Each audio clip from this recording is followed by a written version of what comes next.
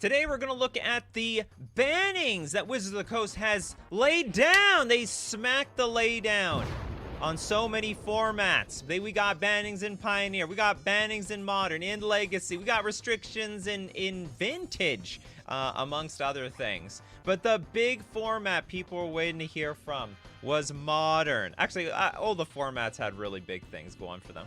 I'm going to start off with Modern. I got a lot of things to say about this format. It's my favorite format. Nadu Winged Wisdom has been banned. That's it. Finally, they did it.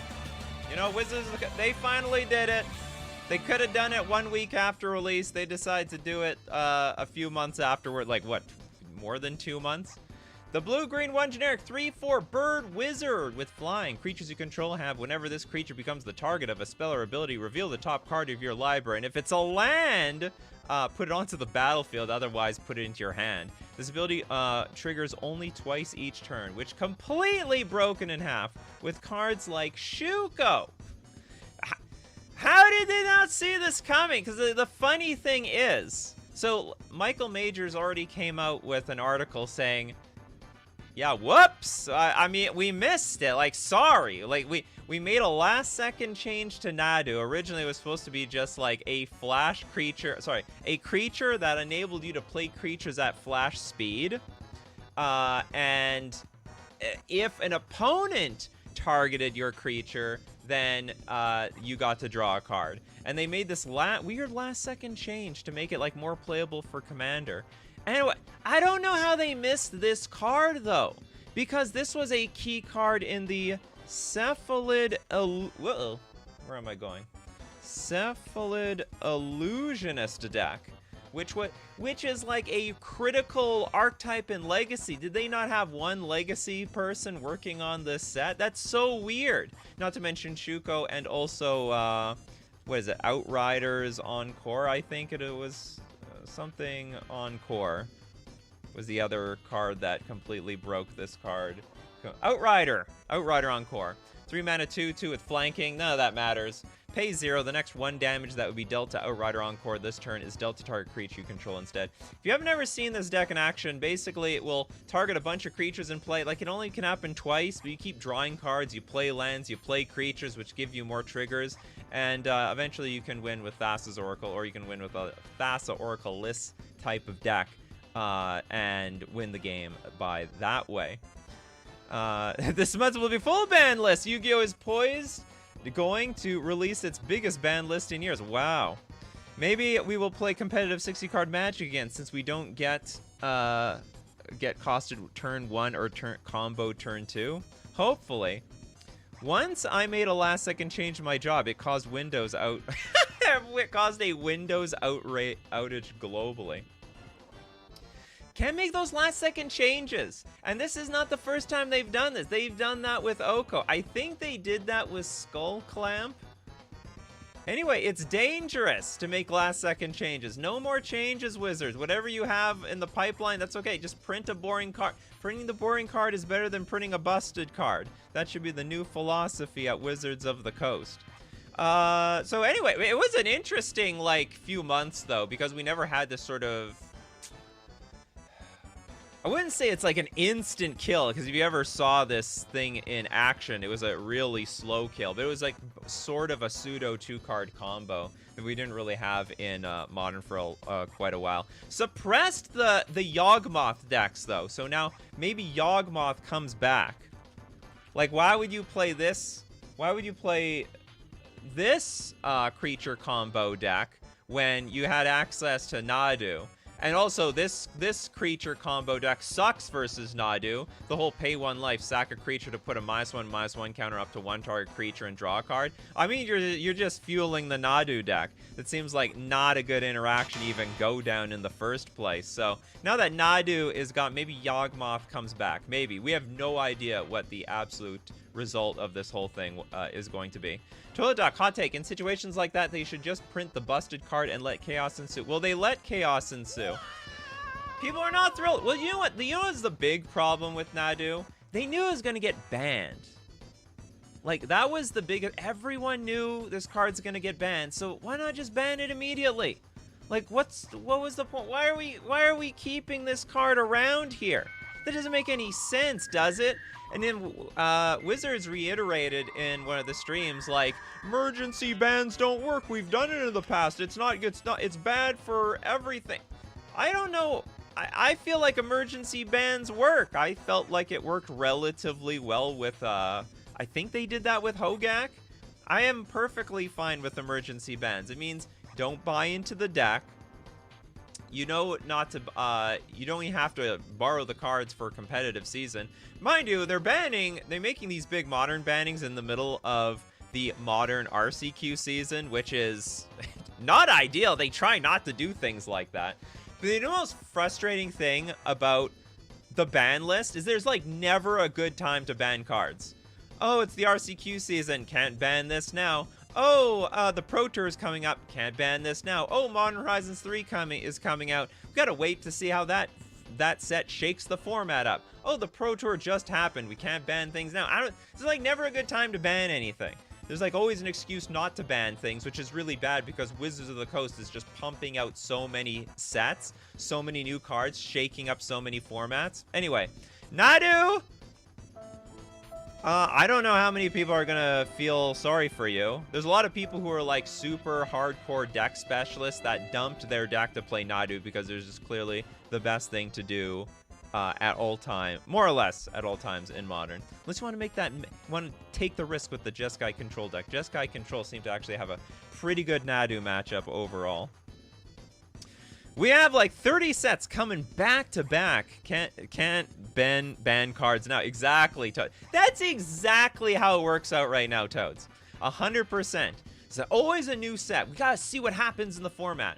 Because the next card that they banned was Grief in Modern. Holy crap. I could not be happier to see this thing finally go. Black, 2 generic for a 3/2 Elemental Incarnation Menace. When Grief enters the battlefield, target opponent reveals their hand. You choose an online card from it. That player discards that card. Evoke. Exile a black card from your hand. Now, for the last 1.5 years, Grief had a huge presence in Modern and Legacy. For the most part because it had this insane interaction with Not Dead After All.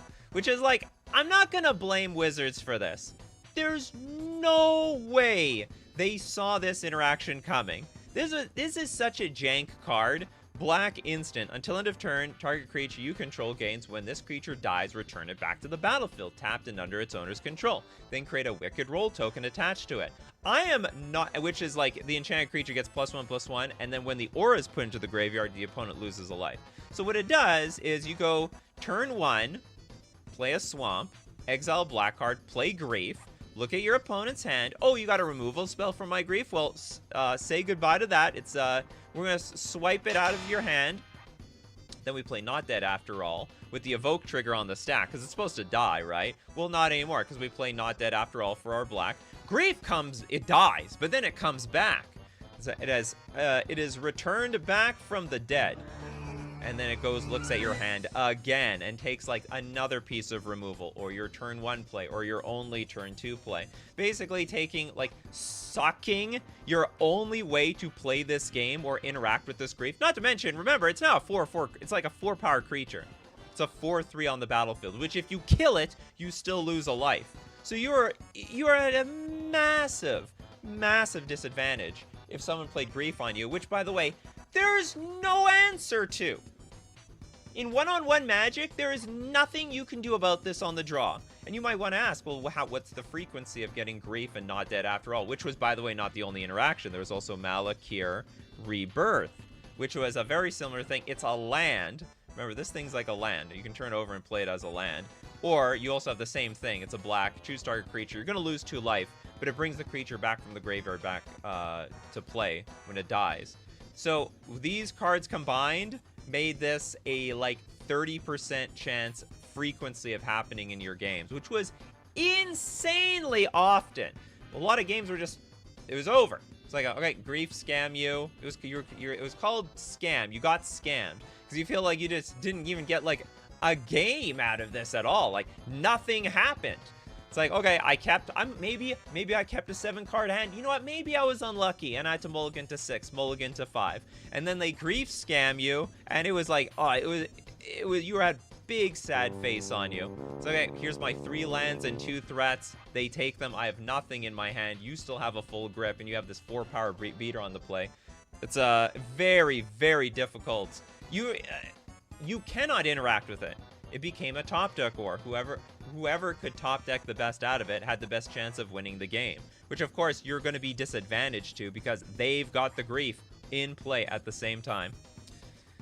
Can't wait for the mono white scam. Well, it sort of exists, right? You know, grief also got banned because it interacted very well with ephemerate, which did see play out of the Goryo's Vengeance deck, which was like a very big deck in Modern, which was weirdly one of the decks that interacted very favorably versus the Nadu deck. It had Rebound, so it was like a super scam. All right, so Grief, evoke something, Ephemerate, it comes back, and then Rebound, it comes back again. Take 3 cards out of your hand. Oh my goodness! No, God, please, no! It was such a bad time, and we had to experience this for a whole 2 years. Well, I should say 1.5, because that's when Grief got like super extra powerful and super popular. Is Evoke play it for that cost? Yes, that's correct. Except, so maybe for people who don't know how the Evoke ability works, Evoke is you play it for the cost, but as a consequence, you have to sacrifice it when it comes in play. It's really stupid that it doesn't actually explain that here, but Evoke is like, so you exile a black card from your hand, you get to play for free, but as an Evoke trigger, you have to sacrifice it after, when the trigger resolves. So it's supposed to die, like it's supposed to be, but unfortunately it doesn't die. The Ephemerate and Not Dead After All brings it right back. With your powers combined, I become Captain Planet. How long until Solitude gets banned now? Probably not for a long time. Like, Solitude still makes the game a game. I'm actually a huge fan of Solitude. So Solitude is the white elemental that says, it also has Evoke, exile a white card, and when it enters the battlefield, you exile one target creature. I'm happy for Solitude. I think it keeps Death Shadow decks in check. I think it keeps red aggro decks in check, so I'm pretty happy about Solitude. The best way to play against Solitude is just put a lot of pressure on your opponent, force them to 2-for-1. Now, they could still, like, ephemerate this thing, and that does suck, but you could respond with killing the Solitude in response, so it's not nearly as bad. But a lot of people hate this card, too. You want to keep hating on that card. But at least it's a game. Like, they can't play Solitude turn 1 when you have nothing in play. Like, they can play Grief turn 1 when you have nothing in play. That is disgusting. It's absolutely disgusting. All right, let's quickly look at the explanation. They got explanations here. So we'll go through every format. Let's go through, where do we have for... By the way, Standard, nothing happened. They're very happy with Standard. But Modern, as we mentioned in the opening section of the article, the timing of the previous BNR announcement was poor. We believe it is important that players know when to expect changes to the format. Well, we knew the format was going to change. Just make the damn thing change instantly. As such, we thought it was important to stay committed to the announced dates as promised. The date leading up to the week of the Modern Pro Tour in Amsterdam was simply too early and would have served us better. Us all better, being a few weeks after the event. After that event instead. This caused the last month and a half of Modern to be fairly stagnant. Players knew we were going to ban Nadu on the next opportunity, but they knew that the best chance to win an event was likely playing with Nadu. It was a poor experience for all players, stores, and tournament organizers. Anyway, now they're going to switch the BNR announcements based around RCQ season. That's great. And then Michael Majors explained that Nadu was banned, or sorry, Nadu became a problem because of a last-second change to the, unfortunately, to the Nadu card to accommodate commander players. So from some time now, Grief has been maligned as one of the least fun parts of competitive Modern events. You don't say. You don't say. What's crazy to me is that so many Grief players, it's getting back to Grief, so many Grief players were surprised. They had the surprised Pikachu face when the Grief was banned. It's like, what is going on here? How is this possible? Grief isn't even completely taking over the format, which is not true. I wouldn't say it's taking over the format, but if we look at the metagame, like, Grief still has a healthy presence here. whether it be in Goryo's Vengeance. We got the mono black mid-range deck. We got the, I don't know if it's in this rock style deck. Mono black Scam, Rakdos mid-range. And remember, it was being kept in check by Nadu. I want people to remember that it was completely being kept in check by Nadu, the top deck of the format. So if you ban Nadu, what do you think is going to come back to prevalence? It's going to be the Scam deck. There was a huge presence at the Pro Tour. It was like, I think it was the second most popular deck. You ban Nadu, Scam comes back easily. Seems like they need to just pick better dates for the Pro Tour. They could. You know what? That's not too bad at all. I expected the ring to go before Grief and Modern. I sort of expected both of them to go at the same time. I'm not super surprised that they're waiting on the ring. We'll talk about that a little bit later, given that the ring is a little fresher. It's a little newer. It's been around for 1 year. Grief had like 2 years to basically terrorize us. So yeah, it's the least fun parts of for some time now. Grief, super unfun. Starting the game down 2 or 3 cards from the various 1-mana ways it can be returned is quite brutal. Having a mulligan is already painful, but the double Grief directly towards just exacerbates an already unfun experience. Even outside of mulligans, having a turn 1 answer to a 3 or 4 power menace creature after an opponent has taken away your best cards is just asking too much. Oh yeah, remember, you can't chump block this thing. It's got menace. So you'd be like, oh, I have enough time. I can just chump block it. So you have like, even if you have 1, no, that's not good enough. If you have 2 creatures, your opponent can just kill 1 of them and then like just go on about their business. So anyway, while Grief is not currently seeing as much play as it has in the past, thanks to Nadu, it is still a format staple used by several decks. Mono Black, Necro Dominance, Esper Goryo's Vengeance, Living End, Rakdos Midrange, and a handful of other decks are still using the 1-mana cards to abuse Grief's manaless evoke interaction. In the interest of making the format more fun, we are banning Grief today. Thank God. Make no mistake, Grief was gonna come back, alright? Grief was gonna... You give it just a little inch, and like it will just take over the format again. There's no doubt in my mind. So long as there is like no particular top deck keeping, like, you need like some deck to completely wipe it out of existence, which is really hard to ask for. Nadu is like a very specific type of deck where all your interaction just completely blows. Completely blows. The One Ring is oddly underpowered in Commander. That is a weird take. All Commander players reading this, like, do you agree with that? I heard the One Ring is still pretty damn good there. Funny how Nadu's price dropped long before it got banned. Same thing with Hogak. So the deal is there are some cards like Nadu, which, you know they're gonna get banned, so no one really buys into it very hard. No one wants to speculate it. No, like they're just borrowing the Nadu cards, so they're very, very cheap. Yeah, as you see here, $3. Commander players, you want a Nadu, you can get it for $3. It's a good price. All right, next up. We certainly considered a few other cards to take action against in this announcement, namely the One Ring. Okay, let's talk about the One Ring for a second. The One Ring, which is... Okay, like, let's just... Before I even look at the One Ring, let's acknowledge the fact that it was already errated on Arena because it was so broken. They errated on... the errata on the... Okay, let's look at the original one first. The original one was 4 mana indestructible. When it enters the battlefield, if you cast it, you gain protection from everything until your next turn. That's a lot of everything. It's quite strong in my opinion. No one can attack you. You can attack freely your opponent because they can't interact with you. By the way, they can't even target you anymore, so screw your Thoughtseize, Inquisition, Bolts, Phlages. You have protection from everything. At the beginning of your upkeep, you lose 1 life for each burden counter on the One Ring. Then tap, put a burden counter on the One Ring, then draw a card for each burden counter on the One Ring. This card was, in the end, designed very poorly. First off, it's indestructible, which makes it really hard to get rid of. There's not a whole lot of ways of beating the One Ring. You know what's really... and the thing is, it would be way more flavorful if you could only have one Ring in your deck. Because a really common play pattern at competitive play was play the One Ring, get protection, draw a card, next turn lose 1 life, tap, draw 2 cards, play your next One Ring. That's right.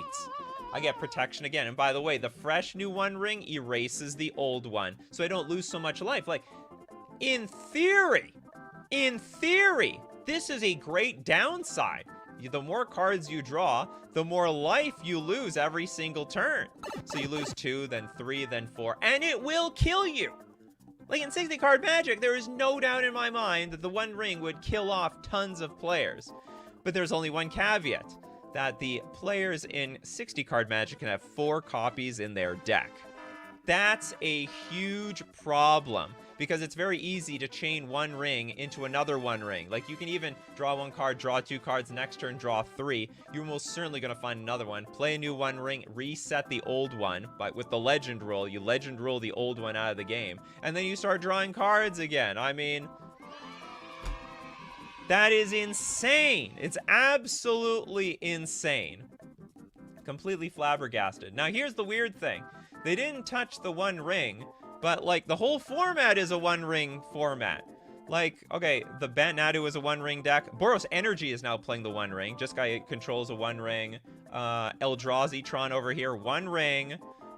No, not Gora's Vengeance. Tron One Ring, Through the Breach One Ring, Mono Black Midrange One Ring, Amulet Titan One Ring, The Rock One Ring, Eldrazi Ramp One Ring, Mono Black Scam One Ring. None of these. Twiddle Storm One Ring. We finally run out of One Ring deck. You see all this crap at the bottom? There's no One Ring down here because it's not nearly as... If you don't have the One Ring, you might not be doing so well. So, like, the only... This is insane. Maybe the Grief players, they were pretty surprised because they thought, hey, if anything goes first, it's got to be the One Ring, right? Like, all the One Rings. And by the way, this is not a cheap card. This is a very, very expensive card. Like, the cheapest version is, what, 87 American dollars? And now we're in a situation, and now modern players are in a situation where they're like, do I have to buy this thing now? Especially since it looks like it has a huge target on its head. One Ring with Shieldred, perfectly balanced, as all things should be. Yes, so there's a huge combo with Shieldred. You just keep drawing cards. You don't have to get rid of the One Ring in the first place. West Coast Games, One Ring, $100 Secret Lair incoming. That's why it's not. You know what? That is a pretty damn good prediction. I would not doubt it a little bit once at all. Now, I would not feel too concerned about buying into the One Ring. Remember, this is a premium commander staple, so even if it gets banned and it loses some value, because remember, you need 4x cards in Modern, it is a highly desired commander card. So while the price of the card might come down, it's still going to be pretty elevated regardless. You look at something like Mox Opal, which people thought would just crash to absolutely nothing, even by today's standards. Like, it got banned when it was over $100. It's still hitting like $81 by today, just because it's still a pretty popular card. And I would imagine the One Ring is more popular than Mox Opal is. Like, you can't jam Mox Opal in every single deck. You can jam the One Ring in every deck. It's literally just an artifact that stands on its own 2 legs. It's 4 mana. You can get out on turn 2 in Commander, for crying out loud. Turn 1 Soul Ring. Turn 2 the One Ring. Did I do it? Did I do it? I think I did it. I think I played it correctly. So that means the One Ring won't get restricted in Vintage for a while. I am not familiar enough with the Vintage format to say whether this thing would get restricted or not. I can't tell what is too strong in that format. Overall, they don't like restricting things in Vintage. They like to go crazy. Well, at the very least, they'll never ban anything. Pyro Tempest Wing says, I'd love a card to self-limit to 1 rather than 7 infinitely. You know what? I agree with you. Wizards doesn't agree with me. There's a lot of people against the idea of like restricting cards like they do in Yu-Gi-Oh, where they limit cards to like 1 or 2 or something like that. I have no problem with there being one Ring. Like, I don't even think one Ring being played is even necessarily a problem. I think it's an actual burden. Remember, like, if you can't get rid of this One Ring, you're going to die to it, okay? You are going to die. The counters will keep... The life loss is insane. And if you do not have another One Ring to play to Legend roll out the old one, I mean, I would have killed so many opponents if that was the case. So, like, if their One Ring was stuck with 3 counters and they couldn't draw any more cards because they didn't want to risk it anymore, and their life total was just going down and down and down, I would have won so many more games in Modern, hands down. No one says, I'm so good that I could get the One Ring out turn 0. That I guess if you play Vintage, it's possible. Yeah, turn 1 with Soul Ring, Mana Vault, One Ring. That's definitely a line. So anyway, what do they say about the One Ring? So it's on their radar. Okay? It's on their radar. Make no mistake. Let's just make no mistake. The One Ring is getting banned. All right? The One Ring is getting banned. This is like the least safest card you could possibly imagine. It's like more than half of the competitive meta. It is undisputedly a problem. A lot of people hate hate playing with and against the card because it's not a very fun card to play. It's not interactive. You play the One Ring, you have protection from everything. Well, that's just great. Like, all right, now I can't attack you. No one can interact. Oh, the person with the One Ring can interact, but the person playing against the One Ring basically can do squat. Okay, we certainly consider a few other cards to take action against in this announcement, namely the One Ring, while present in several decks. There is no clear the One Ring deck terrorizing Modern. What the hell are they talking about? So the fact that half the decks in the format play the One Ring is just not enough evidence to ban this thing? Are they nuts? They need one singular deck above all others in order to ban it? That's insane. It's absolutely insane. Yeah, at least they banned Nadu. I was low-key expecting them to just ban Shuko. I'm sure they considered it. There's no doubt about that. Beanpot, my local Modern local game store night, went from 20 people to 5 after the ring came out. See, look at that. Evidence. I actually think... So a lot of people get the idea that banning cards is bad for the format. I actually see it the opposite. I think banning cards breathes more energy into the format because the community on the whole are very frustrated with a lot of play patterns and the oppression that some of these cards come with. Because of certain cards, like you just can't play with a huge chunk of your player, of the card pool that we play in Modern. So anyway, there's no... being a unique combination of self-protection and card advantage, it's a strong card that helps prop up several varied strategies. I find that insane, because if you ban it, then all the strategies get deflated at the same time. Ultimately, we did decide not to act on the One Ring. The possible problems it may cause for Modern are just aren't as clear as Nadu and Grief. Once we see how the format evolves after this change, we will continue to observe and evaluate the health of Modern and see which future actions are necessary. On a positive note, despite Nadu overshadowing much of the potential of what players can explore with the addition of Modern Horizons 3, we've seen a few non-Nadu decks in strategy find success. Energy and Eldrazi decks were themes that we took intentional shots at propping up. Necrodominance is the namesake card of a brand new mono black strategy. Oh yes, let's reprint completely broken banned cards. Necrodominance is just a fixed version of Necropotence. Psychic Frog has transformed previous Izzet Murktide decks into Dimir versions. What else would be discovered in the looming shadow of Nadu if Nadu is removed? I don't know. Who knows what's gonna happen? You know what's most certainly gonna happen? Energy. You know, let's look at the energy lists. This is an ice cold, freezing cold take. But energy is very likely, and when I talk about energy, I talk about Boros energy and Mardu energy. These decks are the supremely new aggro decks based around Guide of Souls, Oscillate Pride, Ragavan, Ajani, Nikachu Pariah, Amped Raptor, Flage. Now playing the one. This particular list is not playing the One Ring, but they are now playing the One Ring. They are super aggro decks focused around the energy mechanic, and they were like a higher percentage, I think, than Nadu. Nadu is 16%. What is this? 9.5 plus 7.2. Let's look at the last 7 days. Last 7 days. Boros energy 10%. Where's Mardu energy? Okay, it's smaller than Nadu. Nadu like took over at the last second. Took over at the last second, but expect energy to be a huge presence in the future. Also expect the One Ring. I would expect this card to get banned. If we look at like the arena fixed version, they instantaneously errated it. All right, instantaneously on arena. Format indestructible. When the One Ring enters the battlefield, if you cast it, gain protection from everything until your next turn. At the beginning of your upkeep, you lose 1 life for each burden counter on the One Ring.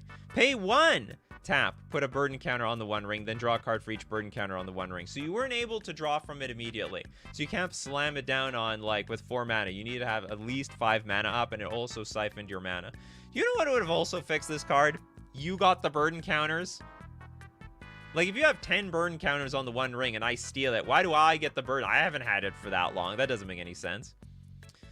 Arcanus Ultra. I was playing Commander and out down a Shuko. Everyone looked at me crazy and had to say, "Don't worry, I don't have the bird. It's just a pump. It's just to pump up my Commander." That is quite hilarious. What if your Commander is Nadu? What if your Commander is Nadu? Okay, we're gonna talk more about the BNR list, but we do have to. It is our halfway point where we have to talk about our sponsors. FusionGamingOnline.com. Did your deck just get banned out of existence? Were you a Grief player? Did you play Rakdos, Scam, Mono Black, Necro, Goro's Vengeance, Living End? You need to find a new deck. You can get them at FusionGamingOnline.com. They sell singles and they ship them internationally. And the deal of the week this week, save 15% off Time Spiral Retro and Remastered sets. Maybe your new deck playing in Modern is going to be focused on all these cards. Or maybe you're going to just buy into Energy because it didn't get anything banned. And it's clearly probably the best deck, and I really hope that the blue decks can rise up to defeat it, like the control decks. Now, if you buy anything from FusionGamingOnline.com to rebuild your, I don't know, Pioneer, Modern, or Legacy deck that got banned out of existence, use coupon code Nikachu at checkout for 5% off all your purchases. Now, we're also going to thank Mana Traders, the premier place to rent Magic cards online for Magic Online. If you are afraid of your cards getting banned, you don't want to buy into the One Ring, well, you don't have to when you're renting with Mana Traders.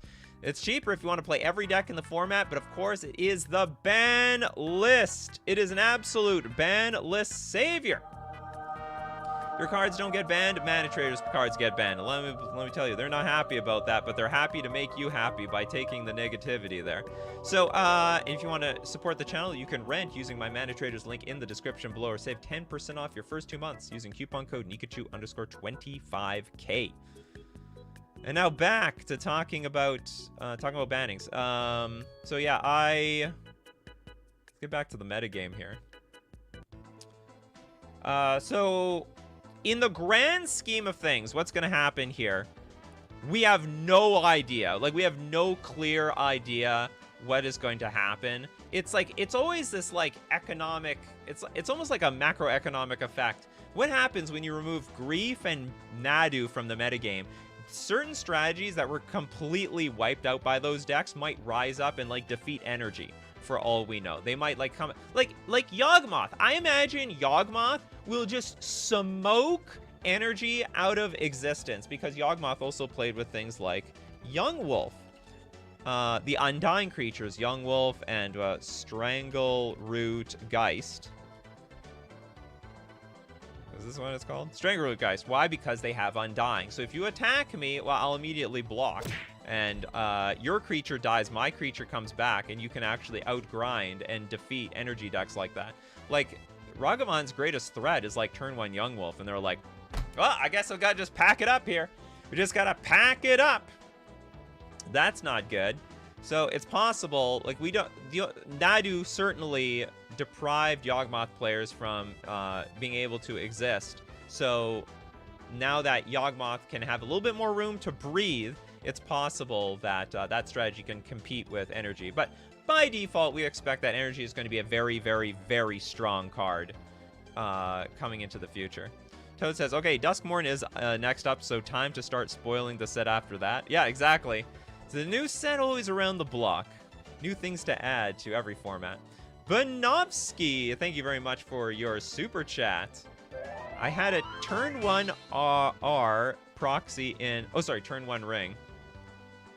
Proxy in a cube. First to pull always one. Yep, that. The One Ring. Rules all formats. Rules cube. I learned Saturday that if a token has persist and dies, it returns to the battlefield. Does it? I wouldn't know. I've never done that before.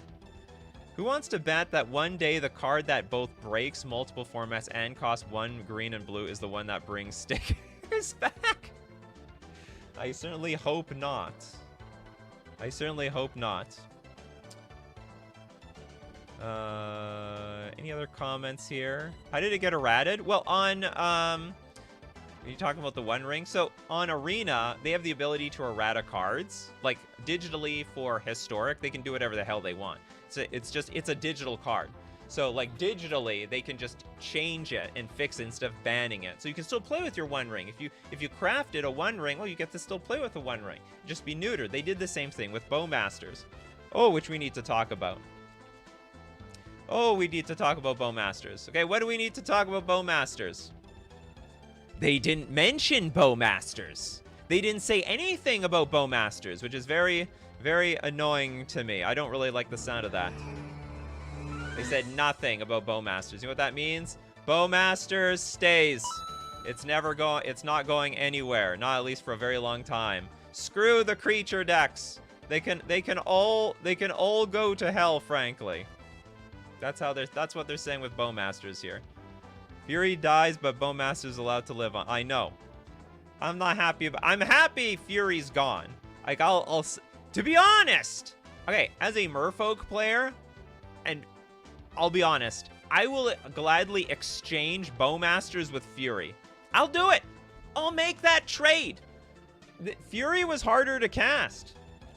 Now, you could scam with Fury, too, by the way. Like, Fury was a scam target. But you had some room to play around this card.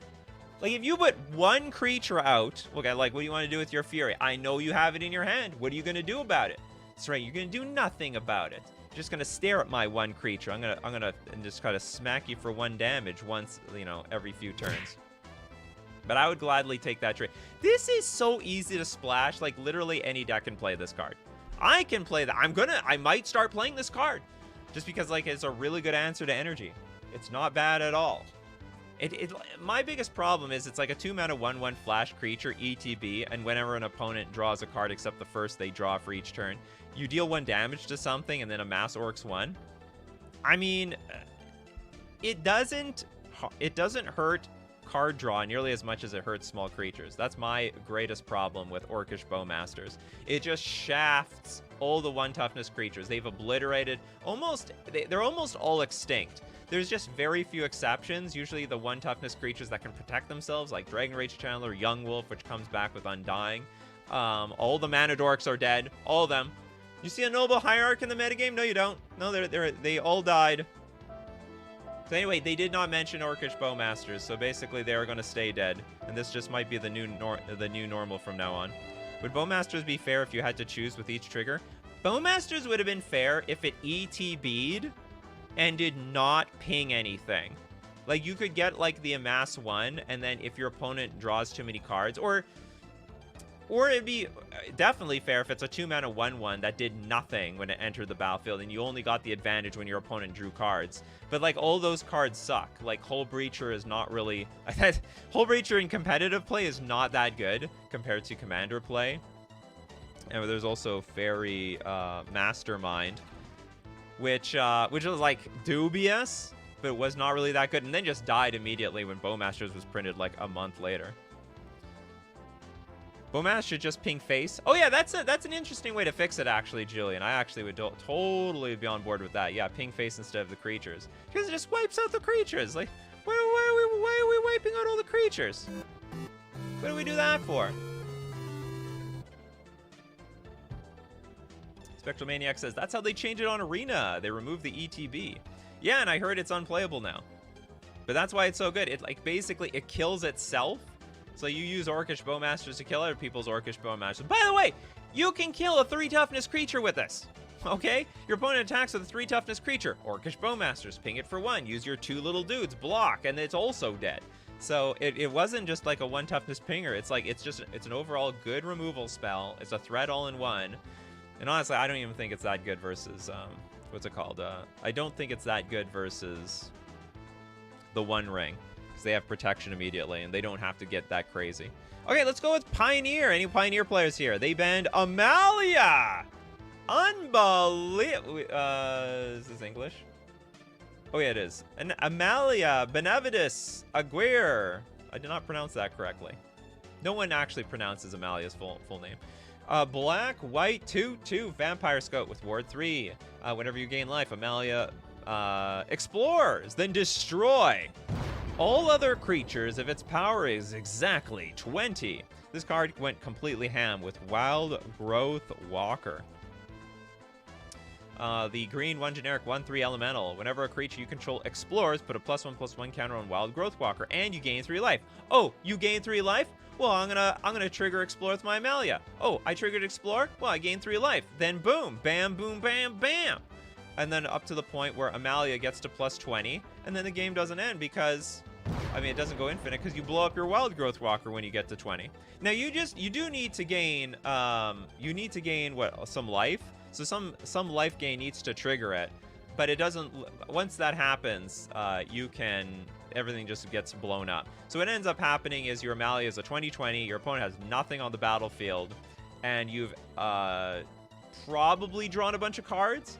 And these Amalia decks were so resilient because of like return to the ranks. So you have to be like, well, just kill the Amalia, just kill the Wild Growth Walker. Well, you know, it's hard when they have like return to the ranks, which returns the creatures back from the graveyard to the battlefield. It's hard when they were playing with Extraction Specialist.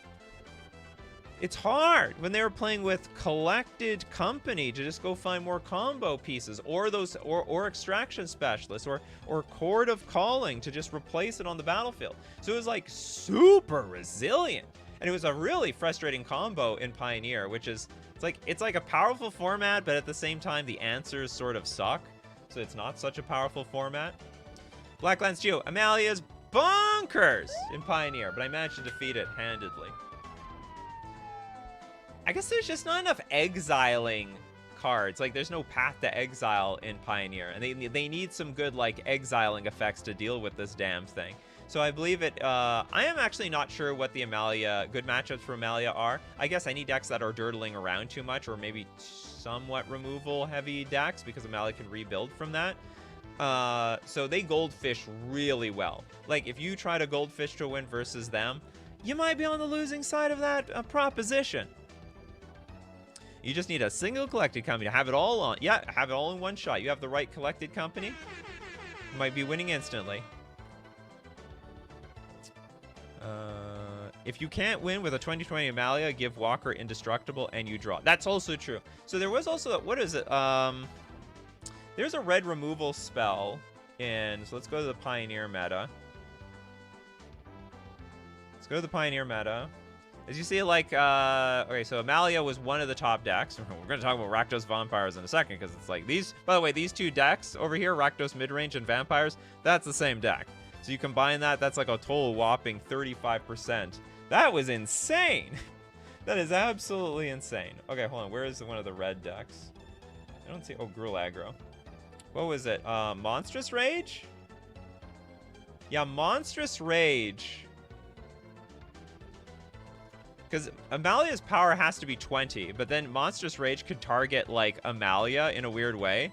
Target creature gets +2/+0 until end of turn. Target creature! Not target creature you control. Target creature anybody controls. So, like, when Amalia hits, like, 15 power, you, like, Monstrous Rage it to 21, and then all of a sudden it never reaches 20. It's over 20. So it should have said if its power is 20 or more, it like triggers. I don't know what was wrong with that. But anyway, so when it goes to 21, the game just loops with Wild Growth Walker.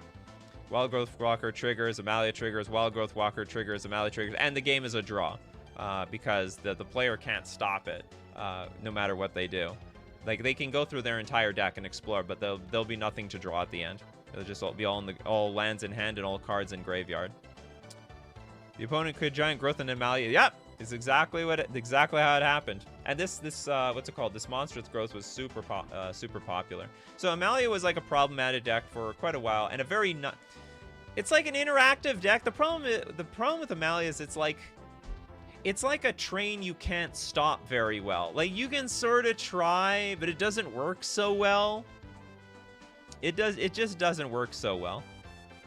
I went through it a few times, but you have to be ready for it with a removal along with a backup removal. Yeah, if you have enough removal and you can sort of like tempo the deck out, it can happen.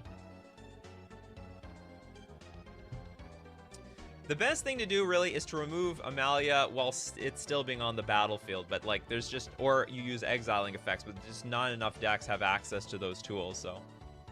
Go loop-de-loop for an eternity.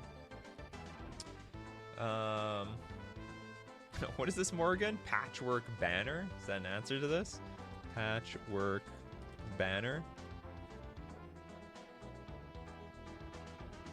Choose a creature type. Creatures control of the chosen type get +1/+1. I have no idea what this is in reference to. Sorry about that. Okay, and then the other card that they banned was Sorin. Was it Imperious Bloodlord? This card! I knew this thing would be a problem millions of years ago. So, I actually played a little bit of Vampires, like in Modern, and I recognized that this card is absolutely insane. It's a black 2 generic 4 loyalty Sorin, but it's a one-sided show and tell. Look at this. -3, you may put a vampire creature from your hand onto the battlefield. That couldn't be any more powerful. It is a one-sided show and tell if you're a vampire deck. Yeah, Sorin into Vein Ripper. So the number one thing that they put onto the battlefield was Vein Ripper, which ended up, it looks like such a janky commander card, but then when you play in competitive play, I mean, it's absolutely insane. You realize you're just stone dead to this thing. Black, 3 generic for a 6/5 vampire assassin with flying. So the clock is on, all right? Like, you're gonna die in a few turns, and it's a super blood artist. Whenever a creature dies, target opponent loses 2 life and you gain 2 life. That life swing is brutal. Not to mention that we also have the ability, +1, you may sacrifice a vampire. When you do, Sorin Imperious Bloodlord deals 3 damage to any target and you gain 3 life. So, I mean, so other vampires you sacrifice will deal like basically 5 damage. It's like a 10-point life swing. You get hit for 5. I get, so yeah, I hit you for 5 and then I gain like 5 life. And then you're like, what are you gonna do about this? Like, even if you destroy this thing, you're still sacking a creature, because as wards sacrifice a creature. So even if you could deal with the Vein Ripper, okay, well, what are you going to do with the Sorin Imperious Bloodlord? Also, you lost something on the battlefield. You lost the removal spell. You had to sacrifice a creature. So you've been left with, like, basically nothing, and the vampire deck can come back from, I wouldn't say nowhere, but they were really, really far ahead and really pushed their advantage. I mean, Sorin overall is just a very good card. +1, target creature you control gains Death Touch and Lifelink until end of turn. If it's a vampire, it got +1/+1. Or it got a +1/+1 counter on it. Yeah, +1, sack a vampire, lightning helix. I always thought Sorin Imperious Bloodlord, super underrated card. It was always very popular in Commander. It was just a matter of time before it got broken in the competitive formats. Probably underplayed. Maybe could even be underplayed in Modern. Who knows? Maybe this is a super underplayed card in Modern. The sack needed to be -1. Oh, you mean the other one? You know, what's interesting, this card doesn't, you know, outside of Vein Ripper finally getting printed, like, this card's been around for a long time. It's like an M20 card. But Vein Ripper is just finally the card that pushed it over the top. Like, if you don't have any, here's the thing, like, most vampire decks, they really didn't use this third ability, and then these other abilities sort of suck. Like, you didn't really want to sacrifice your vampires. It's like not what you're, it's not, you know, your Lightning Helix is good, but, you know, you having a board presence, you sort of want the board presence. So how big was this deck? It was insane! It was absolutely, absolutely insane. Let's get back to the Pioneer format. Like, it's 35% of the meta. That is outrageous. That is code red. 35% of the meta. And by the way, like, Pioneer is a very interesting format in that if you play it at a casual level, like if you play it in leagues on Magic the Gathering Online, it's super wide open. You could play against all this rubbish down here. Like, you could play against Mono Blue Spirits and Orzhov Humans and 4-color Rona and Orzhov Rally. Ooh, Simic Merfolk representing. But at a competitive level, it was actually mostly like 6 decks. When I was playtesting the format, 35% in danger! In absolutely a danger. But at a competitive level, if you play in tournaments, like serious tournaments, the format just rotated a lot between Vampires, Amalia, Izzet Phoenix, Azorius Control, maybe not Azorius Control, some aggro decks, Nivtalite, maybe some Hidden Strings, some Azorius Spirits, but it was like very top heavy, like these decks. Like if you play in a serious tournament, it's just mostly these 5% plus decks. And then like not much of anything else. You like never saw any of this stuff down here. It didn't come into existence. So they had to nuke something from Rakdos, which was actually a deck in Pioneer for a very long time. Rakdos is like Jund, like in Modern. It's always there. Thoughtseize is still good. They still have Fable of the Mirror Breaker. They have a huge pile and toolbox of removal spells and creatures. Rakdos mid-range is going to be perfectly fine. It just got chopped down to size because Sorin, it was a really strong interaction. Vein Ripper was super strong. I expect this deck to still be like one of the big decks to beat anyhow. Maddie's like, I quickly craft some Sorins and Amalas to get some wild cards back when they ban it in Explorer. Is there some strategy to that? They already banned it in Explorer, by the way. So let's look at their explanation, because they got explanations, people. They got the answer to everything. Let's go back up to Pioneer. Amala's banned. Sorin is banned. Seth Manfield won the Pro Tour back in February with Rakdos Vampires and has been a growing force in the Pioneer meta. We've gradually seen the deck's meta share grow over time, approaching levels we believe to be problematic. The deck's marquee play of turn 3 Sorin into Vein Ripper is so potent that many decks struggle to interact with it at all. Traditional removal spells have to be backed up with sacrificing a creature for you to even target it. And then even in doing so, you still face the Sorin, having lost 2 cards and some life, while they've gained some life. It's an exchange that is difficult to come back from. And that's only if your answers and battlefield presence haven't already been picked apart by the deck's efficient Thoughtseize removal 1-2 punch. With such a large metagame share, above 30%, they banned it. They banned Sorin. While Sorin has existed in Pioneer for quite a few years without causing any problems, we've now seen with the release of the powerful top-end Vampire that's brought it right to the forefront of the metagame. So they decided to, and anyway, they banned the damn thing.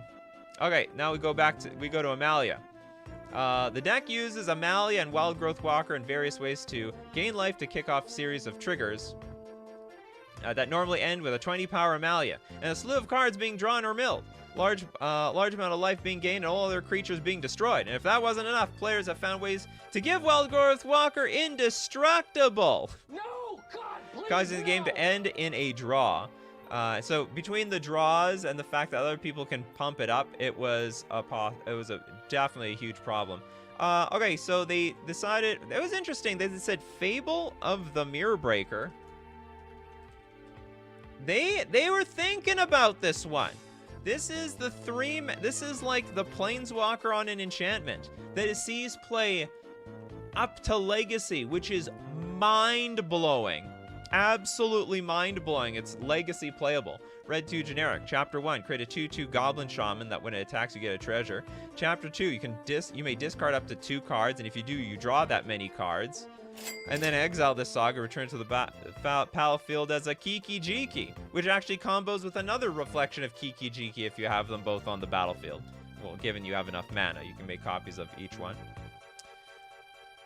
We got Pyro Tempest Wing. I like Yu-Gi-Oh! Master Duel's dusting style. Dust 3 cards of a rarity, craft any card of that rarity. Yeah, they don't got that on Arena, that's for sure. Adder's Musical Musings. I'm very glad the One Ring wasn't banned. No one who plays that card remembers what Questing Beast does. I've gotten so many wins off of smug One Ring plays. Interesting. Anyway, This card was in contention of being banned. They did not. They let it survive. Treasure Cruise was interesting. Because Treasure Cruise is a card. Oh God, white border. It's been super banned in like every other format. Vintage having it just restricted. It's an absolute insane card. Is the only thing propping up the Phoenix deck in Pioneer. I am not as concerned that Phoenix is going to be completely taking over the meta. That being said, like Treasure Cruise is like, whenever I play against Phoenix, the only reason they beat me is basically because Treasure Cruise. It's like, okay, the game, it's fair, it's even. Oh, you got Treasure Cruise, you win. And Treasure Cruise gets into another Treasure Cruise, into another Treasure Cruise. It's almost like the One Ring of the format, except only one deck can play it. So, I don't think it's completely over the top. I actually don't think it's completely over the top yet. Phoenix is not completely dominating, although Phoenix is a super popular deck in that format. Now, make mention, or for anyone who plays Explorer on the Arena, Amalia and Sorin are also banned in that format because they stick to the philosophy that whatever's banned in Pioneer, they're trying to get Pioneer on Arena. They're working on it very slowly at an absolute snail's pace, but they're trying to emulate it. So whatever they ban in Pioneer, they got to ban in Explorer to make it sort of look similar, even though there's some major cards missing from that Explorer format. Fable of the Mirror Breaker was banned last Standard prior to rotation. That's right. They banned it in Standard. Strong enough. It honestly does not look like very much. I mean, it was a huge sleeper, one of the greatest sleepers of all time. Like, it looks fine. It looks like a card. But then when you start playing with it, you realize, oh, this is like 3 mana. Get 2 power creatures. Discard your garbage cards that are situational or not needed in the matchup that you're in right now. And also one of the creatures that it creates makes treasures, which helps ramp you up. Michael Ing, Wizards of the Coast will not ban the One Ring just yet. They don't want to hurt their most popular player. What's the most popular player? I have no idea. The One Ring, by the way, the One Ring, remember, it's on its way out. I would not feel too bad about buying the One Ring because the price will be propped up by Commander, but at the same time, I mean, you're going to pay some cost for playing that card and then watching it get banned. Most definitely. Oh, banning the One Ring in Modern or any format outside of Commander. Oh, I see. Maybe it could. Yeah, you're talking about Post Malone. Post Malone is possible. Yeah, it would be funny if they banned the One Ring in Commander and he's like, I just spent $2,000 on this card. Or, sorry, $2 million on this card. Was it 2 million or 1 million? 1.5 million? He spent millions of dollars. Wizards of the Coast is getting there for the played cards in Pioneer, except Smuggler's Copter, as it was still banned when Kaladesh was brought into Arena. That's so weird. What's the music right now? It is called Mother 3, Going Alone. Don't go alone, people. Okay, let's speak briefly about Legacy. They banned Grief in Legacy. All right, so it wasn't banned just in Modern. Grief got axed in Legacy. So for anyone that is not familiar with the Legacy format, Grief was terrorizing the format in a Reanimator shell because they played Reanimate as just another scam. So remember, like, Grief just got banned out of Modern because it scams people. And there's already this card, which is perfectly powerful in Legacy, called Reanimate for 1 black sorcery. Put target creature card from a graveyard onto the battlefield under your control. You lose life equal to its mana value. Well, that's terrible. Because then now you can still grieve people like that. Now, the thing that made this deck insane is you could just play a regular Reanimate package. And those Reanimator decks got super powerful thanks to, what? The Troll of Khazad-dûm or something like that? Troll... Something Troll. What is the Troll? There we go. Troll of Khazad-dûm. It is a black 5 generic 6/5 creature, which has super menace. Because it can't be blocked except by 3 or more creatures, and it's a 6/5. But the thing that made it insane was that it's Swamp Cycling 1. So it was so easy. Turn 1, Swamp Cycle, go get Underground Sea. Turn 2, go play Reanimate. And then so you can go get your Troll of Kazakh Doom. So you have a 6/5 super menace creature on the battlefield turn 2, which most decks can't even do anything about. Like, it's basically swords to plowshares or bust. You can't lightning bolt this thing. You can't pyroblast this thing. You can't fatal push it. You can do nothing. Or I guess you could also solitude the thing. Google says $2.6 million. Oh, $2.6 million Canadian. Millions of dollars in Canadian dollars, wondering. Toad says, I can't afford to play other formats, and my playgroup only plays EDH or Vintage Cube. Oh, Vintage Cube is not bad. I like that one. Sagittarius says, why do they call it scam? I heard it so much about Rakdos scam, but apparently Grief is a scam too. Well, Grief is the scam card. See, that is the quintessential scam card. The idea is you exile a black card from your hand to play Grief, and then you either bring it back onto the battlefield with a card called Not Dead After All or Malakir Rebirth. And so you can, so the idea is turn 1 you Grief them. Oh, you got a removal spell? Yoink! You don't have a removal spell now. Then you reanimate your Grief, either through Reanimate, Not Dead After All, Malakir Rebirth. It comes back and you take another quintessential card out of your opponent's hand, and you keep the 3/2 in play. So it might have cost you, so it sort of cost you 2 cards from your hand to go to the graveyard or exile, but it also cost your opponent their 2 best cards, and you still have a 3/2 menace in play to win the game. The idea is you felt like you got scammed out of the game. So these decks, the Rescaminator in Legacy, completely dominated the format, and Wizards is like, yeah, we sort of crapped the bed on this one.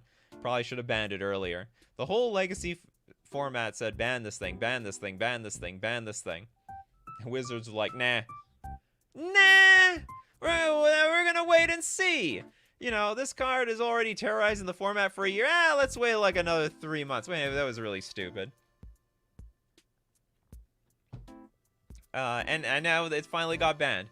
I think, given that Legacy is like a casual, more, like, I wouldn't say casual format, but a more community-based format, they should listen to them faster and more immediately. So I listened to a panel of Legacy players, and another card that they want to see banned is Psychic Frog. Even though it's fresh, brand new, they just see it. They know that this card is going to be a problem. It's a blue-black 1/2 frog. When it deals combat damage to a player or planeswalker, you get to draw a card. Now, you can discard a card, put a +1/+1 counter on your Psychic Frog. Exile 3 cards from your graveyard. Psychic Frog gains flying until end of turn. The problem is, in the blue decks that play Force of Will Days, they can protect this card so easily, and then 2-for-1ing yourself with something like Force of Will, for example, isn't even a big deal, because your Psychic Frog is just going to get those cards back. And so, like, drawing 2 cards a turn, especially, you know, it's hard to really explain this to people, but when your opponent plays with, like, Force of Will and Daze, these decks, they put a clock on you. Like, you feel like, oh, I gotta race this 3/2 Delver of Secrets. Oh, I gotta jam out my cards. But then they're countering each one. You realize, wow, you don't have that much time. Like, you can feel the clock ticking. You really have no options here. What are you gonna do? Anyway, so Psychic Frog is now the new biggest toolbox that was in Rescaminator, but it was probably going to be ported to Delver Murktide decks or Tempo decks in general, or even like a new Reanimator deck. Like, you can discard cards like reanimation targets, like Atraxa, like Troll of Kazakh Doom, like I don't remember, Archon of Cruelty, to reanimate them so easily, and then get the value back anyway. By attacking and drawing cards. So yeah, it is a power crept Atog. It's cool. It's a lot of fun to play with, but it's probably too strong. And so the deal is, like, Legacy has all sorts of problems to deal with, but you don't ever know what's the true problem if you don't ban cards. So now that they banned Grief, now we have some time to see if Psychic Frog is banned, but they gotta do these bannings faster. Like, why are they waiting so long? In 3 months, if the Legacy community says, F this card, ban it, do it. Like, Wizards, what is it? Like, Legacy is not your, like, core audience overall selling this thing. It's not, get rid of the damn thing. I think they should be way fast. I wish they would be way faster in all the formats, because with them pushing out more sets, they need to be more agile. We are so behind the meta. Like, there are, like, for example, everyone knows the One Ring is a problem in Modern. Everyone expected this card to be banned. Why are we waiting another 3 or 4 months? What is the point of that? Get rid of it now, and let's see what the actual metagame is. I really don't see the point in forcing people to buy this card, because now it's a mandatory competitive card in Modern, and then banning it later. Like, the writing is on the wall with this card. Like, it's not coming back. Anyway, the Psychic Frog. And so after you ban Psychic Frog, then you can see what the next problem is in Legacy, if there's a problem at all. Can we not, like, have fun in competitive Magic?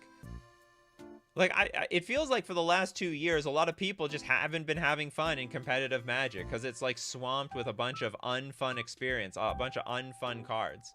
Like, they're powerful, you can interact with them, and they have bad gameplay patterns. Like, sure, there's a lot of unfun stuff, like Storm, for example, but you can deal with Storm with sideboard cards. Storm can fail. Storm has bad matchups. Whereas there are a lot of cards, like, I don't know, does the One Ring have a bad matchup, for example? Grief did not have a bad matchup.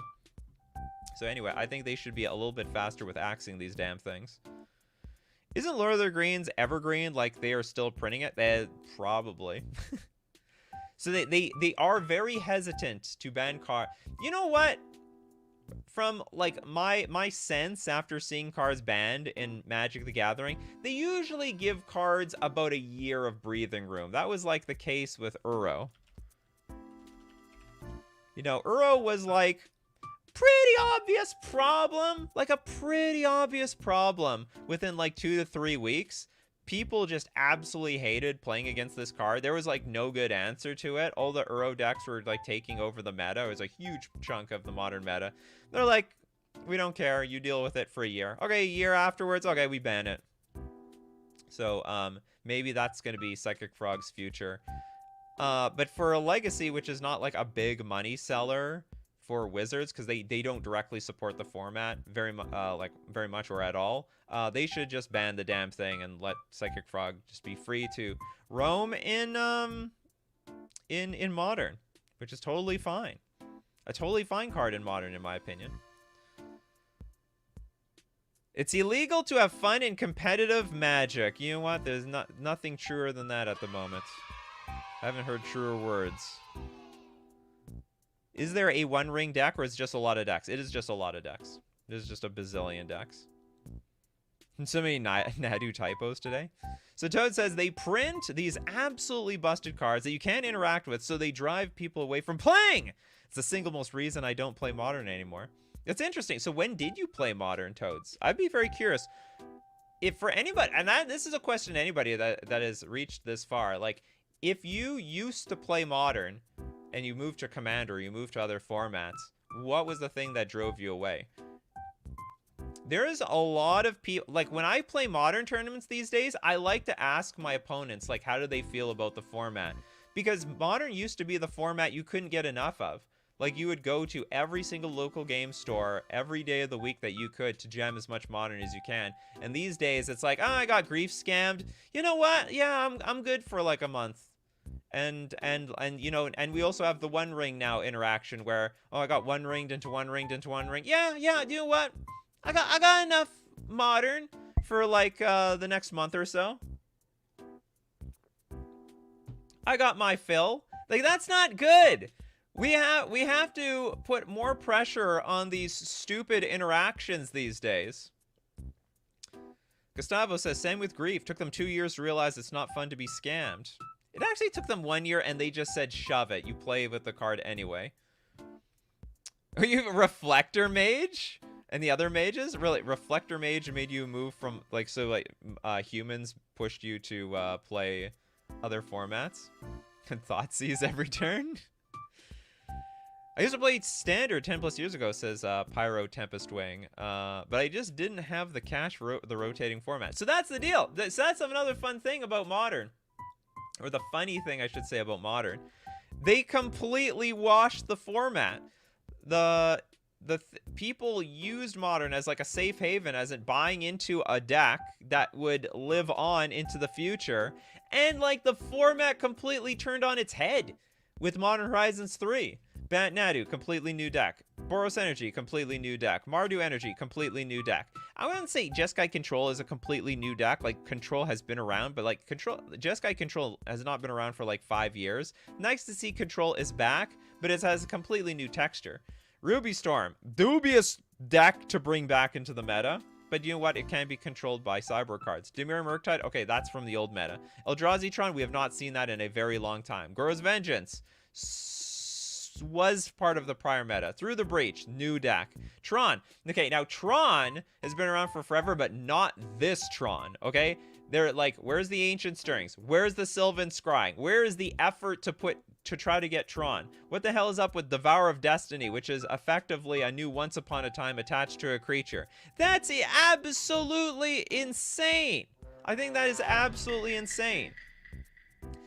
Well, yeah, like, we banned, what's it called? We banned, Eye of Ugin, but then we made Ugin's Labyrinth another Soul Land. Yeah, let's pump more Soul Lands into this format. A format without Wasteland. So that was crazy. So now Tron, even though we've had that archetype in the past, this is a completely new Tron deck that we've never seen the looks of today.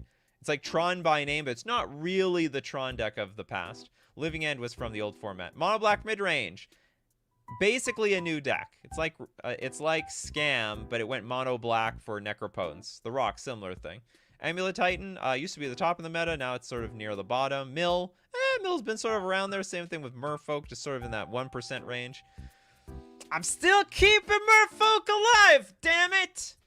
We're not dead yet. We're in the 1% range. It's a lot more to say than a lot of other fringe decks. Mono Black Scam. By the way, a lot of these decks are the same. Mono Black Midrange, The Rock, Mono Black Scam. It's all the same crap. A lot of these decks can converge into one thing. Same thing with like Tron. Like Tron, they're all like Eldrazi-ish decks between Tron, Through the Breach, and Eldrazi Ramp. Like they have a lot of similarities to each other. Yeah, that 1% is just Nikachu. Well, it's not just me. The fish fam watching me. I'm leading them. I'm leading it at 1%. I don't know if that's a good thing or a bad thing. But you're 1% higher than, say, Goblins. I don't think Goblins is on here at all. No shots fired at Goblins. You know, I feel sorry for all of you guys. Bowmasters is slaying you. Merfolk about to drop to 0.1% with the upcoming total energy domination of the field. It's possible. I have no idea how the format's going to shake up. I'm really hoping... We have no idea. But I'm really hoping other decks rise up to beat the snot out of these things. I need something to blow them out of existence. We need a new Predator to this energy deck. The thing about cycles and Magic is that they are not created equal. So here's the funny thing is, getting back to the statement, I've always pushed back against the claim that the Horizon sets rotated Modern. I thought that was just a bunch of garbage. There's a lot of... It definitely brought new decks to the forefront. It powered down some of the top decks of the time. And of course that upsets players. Their tier 1 deck is now tier 2 or tier 3. Well, you know, my heart's not bleeding for you because I'm always a tier 3 deck. But this time around, it really did just upheaval everything. Most decks at the top are different. And the decks that are still around from the past are a shell of their former selves. So it's not quite the same. Surveil Land cycles were really good. I don't know if it danger. I think they're great. I think the Surveil Lands are amazing. I think consistency is good, honestly. I'd have no problem with consistency. I have no problem with Wizards reducing non-games. I think that's really good stuff. Is there anything else to talk about here? Does anyone want to talk about... They changed... they didn't change anything in Modern. Oh, yeah, okay. So one thing we could slightly talk about is they restricted cards in Vintage. Restricted. One of them was... Urza's Saga, actually. That was weird. Urza's Saga is like an incredibly popular card in Vintage. I mean, not it's like an artifact. It's pretty artifact-based format, right? So this is remember, this is the format. You can play Black Lotus, Mox Sapphire, Mox Ruby, Mox Pearl, Mox Jet, Mox Emerald. You get to play with Soul Ring. You can play with you play with everything.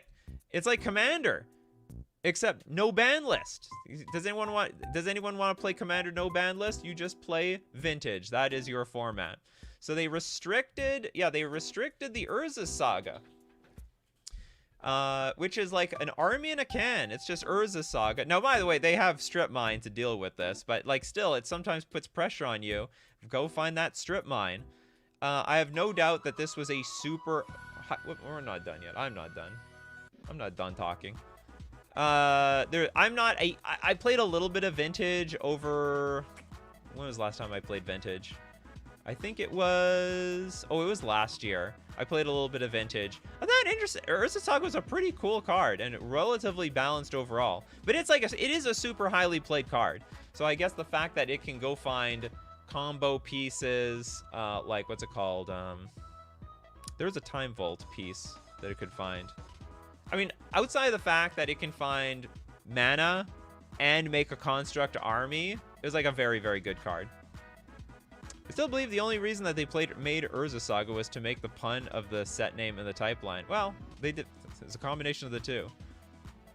Can we talk a little bit about the open letter from Michael Majors? Sure. Okay, hold on. Well, let's... Okay, they restricted this, and then they restricted Vexing Bauble. 1 mana artifact. Whenever a player casts a spell, if no mana was spent to cast it, counter that spell. Pay 1, tap, sacrifice Vexing Bauble, draw a card. So this was an easy restriction in Vintage. They restricted Chalice of the Void for the same reasons. Because, like, it just defeats the purpose of playing the Moxen. Simple as that. I mean, so if you play out your Moxen and play Chalice on 0, I got my Moxen out, you don't. You get nothing, and that would put one player at a huge advantage. Voltaic Key is a card you can find with Urza Saga, but the Manifold Key, that's what I was thinking of, because that's a strictly better one. Anyway, Vexing Bauble is the same deal. You're on the play. Oh, Vexing Bauble. You got Force? You don't got Force. You don't get free mana. You don't get anything. What? Nice $20,000 Black Lotus, buddy. Who would win? A $20,000 Black Lotus or a $1 Vexing Bauble? Probably the Vexing Bauble, so they restricted it. Why Legacy has no restricted cards? No, it has restricted cards. It has got many restricted cards. So what's funny is, I bet they're going to keep making... Like, you used to be able to play with, like, 4 Chalice of the Voids, and they restricted it to 1. Now we got 1 Chalice of the Void, 1 Vexing Bauble. Eventually, they might make enough cards that you just go back up to, like, a bunch of... You have, like, 4 copies of a card that screws over the artifact. Okay, so there's a little ask. Let's go talk about that paper by Michael Majors. Now, first off, I am super thrilled that Michael Majors was so transparent here.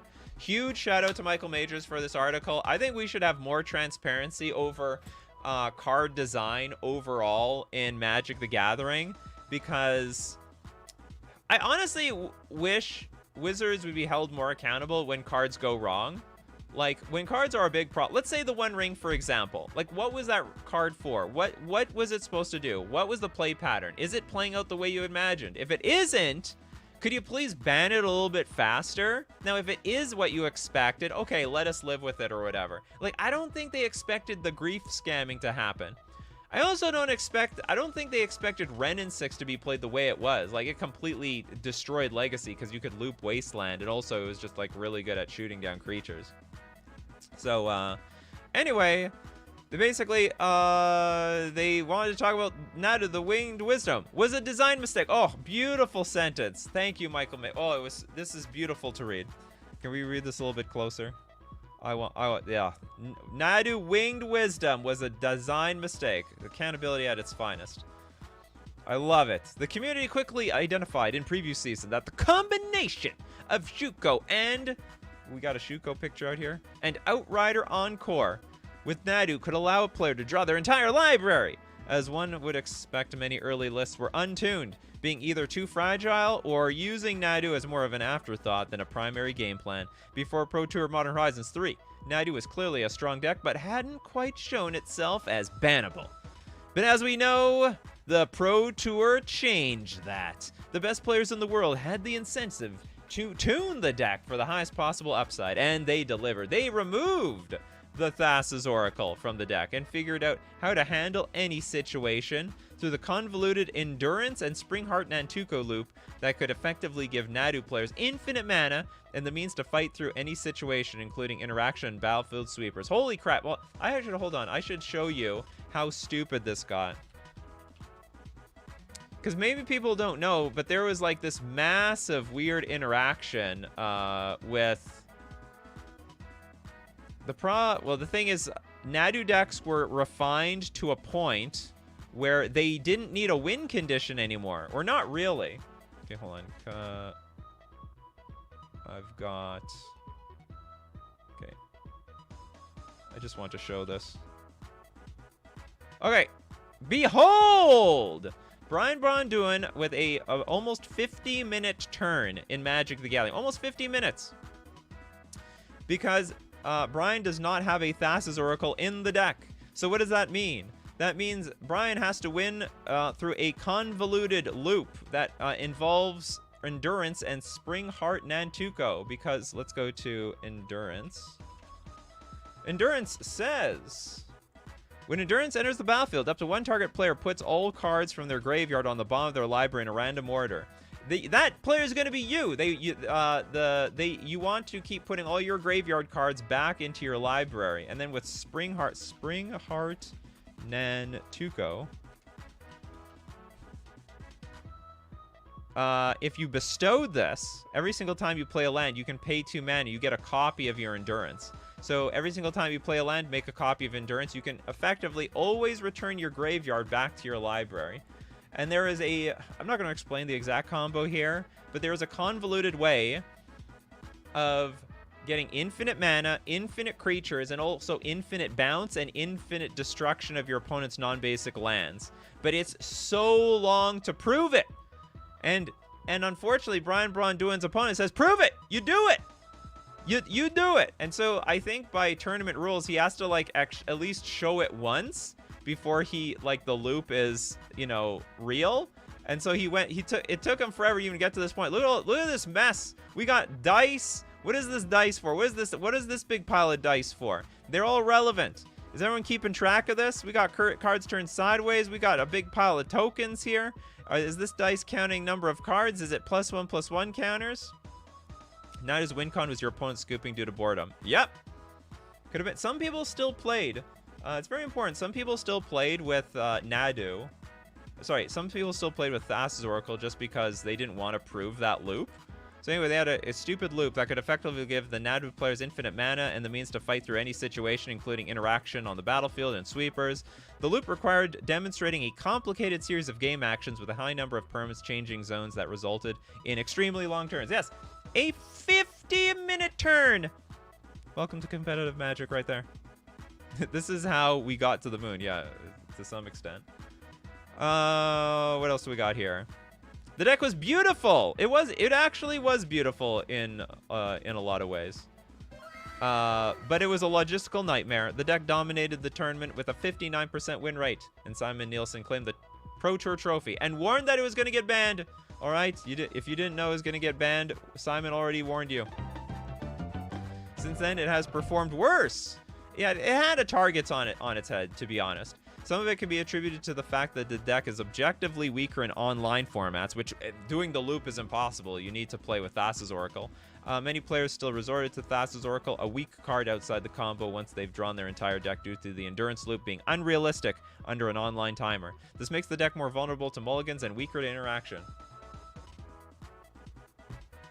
Despite that, it continues to be prevalent part of the winner's metagame, and it puts up incredible numbers in RCQs. Removing another combination. Okay, so they're like, Shuko, we could have banned Shuko and Outrider on core, but then there's Lightning Greaves. You know, it doesn't matter. If it's 0 mana, target it, it's bad.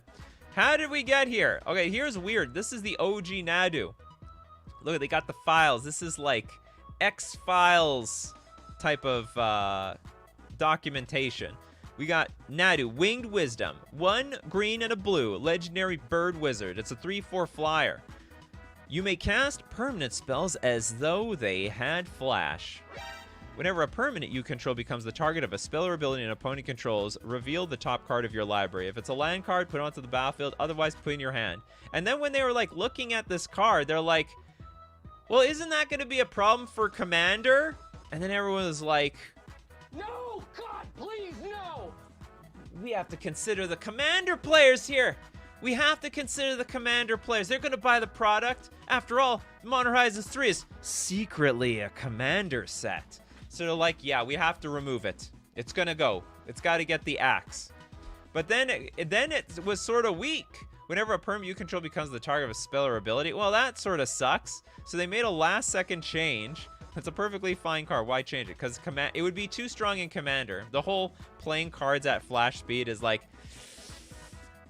little too strong. Permanent spells as though they had flash. That's like your artifacts, enchantments, everything. And what if you have another card in play that gets you untap your lands every turn? It could become a massive, insane problem. So they're like, Nadu is a powerful option against interaction in parts of various bent mid-range strategies throughout our testing. But it wasn't something our playgroup perceived as much more than a role player. And then anyway, so after the playtesting, there was a series of last-minute checks of the set by various groups. This is normal operating procedure. It is a series of opportunities for folks from various departments and disciplines to weigh in on every component of the project and give a final feedback. In one of these meetings, there was a great deal of concern raised by Nadu's flash ability for Commander play. After removing the flash ability, it wasn't clear that the card would even have an audience or a home, something that is important for every card that we make. Ultimately, my intention was to create a build-around aimed at Commander play, which resulted in the final text. That's completely unbelievable. I missed the interaction with... So they said, I missed the interaction with the 0-mana abilities that are so problematic. That is so weird. I find that's just bafflingly crazy that no one plays Legacy. The last round of folks who were shown the card in the building missed it too. We didn't play test with Nadu's final iteration as we are too far along in the process and it shipped as is. And that there was the major problem. The last second change, which has happened before. We've seen it in Oko. We might have seen it in Skullclamp. And we definitely have seen it here. I think there should just be a policy of like no more last second changes. Like, we just got to do it. You know, they know it's safe as is. Let's not be printing any broken, busted cards. Every single time they do this, they like ruin a pro tour. It's happened every single time. Modern Commander 3, or is it just Commander Masters 3? But a cheap card that creates a ton of value plus infinite combos with a stick equals fine, apparently. So long as the game ends quickly, it's fine. If the game does not end quickly, it's not fine. They don't test these things? Well, they tested it, and then they're like, well, this ability is a problem, let's remove it. It's like, oh, this card sort of sucks now. What's funny is that they changed it so much. Let's get to Nadu again. Like, this is a huge change. Like, that's a massive change.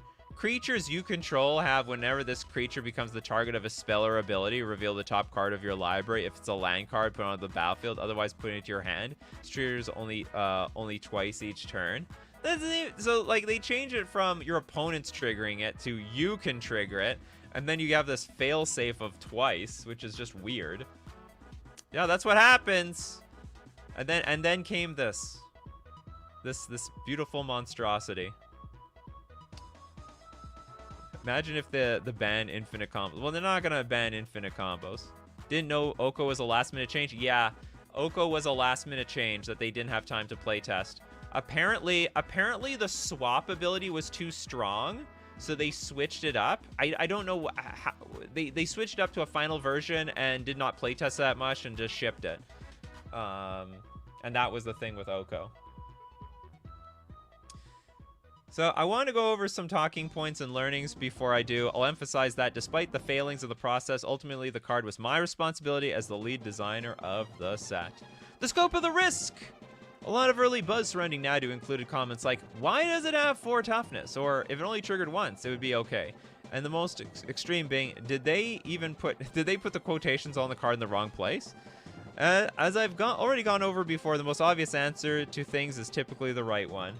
Nadu was not an attempt to push a card right up to the perceived maximum power level and missing the mark. If I had grasped the scope of risk here, I would have changed the text box entirely and not hoped that trimming a toughness would have landed us in the perfect spot. However, much of managing the Modern Horizons set is walking that tightrope of risk. Ugin's Labyrinth, which by the way, I do not think is a good idea. This was not something they should have entertained. I think this is a stupid card.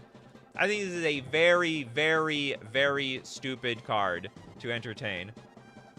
And Chthonian Nightmare, I'm fine with this one a little bit more, are examples of cards that we shipped with eyes wide open. There was a chance of those cards going wrong. But there are things we deem worth doing to inject power and excitement in both elapsed and brand new formats. Unban Eye of Ugin if you thought that was great. And by the way, I do not want Eye of Ugin unbanned. Yeah, Ugin is... Ugin... What, you mean this Ugin? Eye of Ugin is bad for the format. They just put another Eye of Ugin into the format. This is not hard to enable at all. Not hard whatsoever. Okay, as a concrete... And here's another problem I have. It's like, there was a chance of those cards going wrong, but these are things we deemed worth doing to inject power and excitement into both lapsed and brand new decks. This card is being played by Tron, for crying out loud. This is a Tron card. That is not a deck that needed help. I cannot express how... They did not need any help whatsoever. Anyway, I think it's... I thought it was insane. I think it's just absolutely insane. If you just print colorless cards over time, you will help Tron. Like, I think you need to help, like, spirits and elves and goblins and death and... Well, maybe you helped death and tax a little bit. They need more help. There's a lot of archetypes that have been struggling on the fine line of almost dead. And they're giving more help to, like, Tron, which is always, like, in the top 10 of decks in Modern at all times. So, as a concrete example of something we changed, Amdraptor had a much more Cascade-like ability early in development. It still is a Cascade ability! What the hell? This is like a 2-mana Shardless agent. This is literally 2-mana Shardless agent. That's why it's seeing so much play and is pushing those energy decks to the front of the format. This is a Cascade! There is no difference between the two. Anyway, it had a much more Cascade-like ability early in development. This resulted in Glimpse of Tomorrow's being cast. The deck wasn't too strong, but the combo turns took forever. So I guess it literally just was Cascade. But ultimately, we had to redesign the card to what it is now to avoid as many shenanigans as possible. The benefits of creating this new Glimpse deck didn't make up for how unenjoyable the play pattern was. Many more cards in Modern Horizons 3 are open-ended build-arounds that try not to be immediately obvious with how to use them. We put them through their paces as a group, and in most cases didn't conclude on how to optimize them. To me, Magic is most fun when it presents a puzzle for people to experiment with and debate. So right, you missed it. And clearly there's a desire to take risks, so what does that mean moving forward? Well, we learned! They had learnings! Chat, they had learnings. Ivugan does give way more mana, though. Yeah, of course. Of course, Ivugan is bad, but like just soul lands in a format with no wasteland. And now there's like what, 16 soul lands or more in Legacy. Oh, there always was, I guess. Okay, what we learned: this is both a design and logistical failure. This is something we're trying to tackle in a variety of ways. The banned and restricted announcement timing is changing to be optimized for RCQs. And please ban things more often. We need these way more often. Like, if you're gonna have these announcements, like, rarely the format is fine. Modern Horizons 4 should be merfolk focused. Honestly, the only thing I'm really personally looking for is like a 1-drop, because they're starting to push the format towards these really strong 1-drops, and there's not enough 1-drops to compete with those 1-drops. But I'm really honestly not asking for a whole lot out of merfolk. Whatever they give me, I take it. But I'm more concerned about the other cards that they're printing into the game more than cards that I want. There's like plenty of great cards in the modern card pool that I can save for myself and a lot of other decks. Anyway, while we can't guarantee we'll avoid bans in the future, we can take steps to make sure that they will do as little damage as possible for players who want to invest their time and energy into competitive formats. It's funny they say this, but like if you push out a bunch of powerful cards into the format, like Modern Horizons 3, you effectively ban all the decks, right? Like, is that right? So like, what feels worse, banning cards or printing new cards that effectively make other decks worthless? I mean, it's the same thing. It's basically the same thing. Somehow it's more ethical that way. If we print new cards that wipe out all the old cards, well, that's the ethical way of getting rid of those decks. Whereas just banning 1 or 2 cards from the format, that is unethical. You cannot, once it has been printed, it must stay for forever, says some people. Okay, on the inside, it's a combination of things. One, at a high level, we want to make sure that all relevant groups have time to impact change in a time window that makes sense for the project. I have faith that if the current NADU had been scrutinized while our contractors were actively playtesting, things would have turned out better. 2, I'll be putting more effort towards being conservative if I can draw clear conclusions, as well as encouraging that behavior in others. I didn't know that Shuko was powerful with Nadu. However, I was aware that I didn't fully understand the implications of Nadu's text box. That should have urged me to more aggressively seek other opinions, and failing any strong conclusions to default to something I better understood. I was blinded by a goal, make something that's really awesome for somebody. Ultimately, nobody was happy. I have no problem with this reflection, but the one problem with Wizards of the Coast on the whole is that this is just one person maybe working with a team right now. We can, of course, you know how Wizards keeps relearning their lessons over time? It's because there's new groups of people designing cards like 5-10 years from now that didn't learn this lesson first. So each new group sort of needs to learn their lesson for the first time again. So I assume that this is not going to be the last time we see these last-second changes turn into, you know, basically backfiring. They should be more careful. I'll conclude by stressing the point that Magic is a game of enormous complexity. We won't get things right all the time or always be able to predict how formats respond. However, the creation of this game is a labor of love, and so in these situations that fall on the side of clear mistakes with clear solutions, we take them very seriously and are always looking to improve the way we make the game. So this kind of like, I totally agree. It is way too complicated to foresee the future, and that's why I would prefer that Wizards would take faster action when clearly the card is not being played as they designed it. Like, for example, the Grief scam meta. Oh, you didn't see the not dead after all interaction? Well, it's sort of cool that people found it, but at the same time, it is a horrible, horrible play experience, and it's super popular, and it creates a lot of non-games, and I think Wizards should take way more action when the cards that they design do not interact the way they thought it would, like, get played in at the time. It would not be played out. Nolan, thanks so much for your super chat. Ban mono red. You know, I am in agreement with you, but I think it is unjust, to be honest.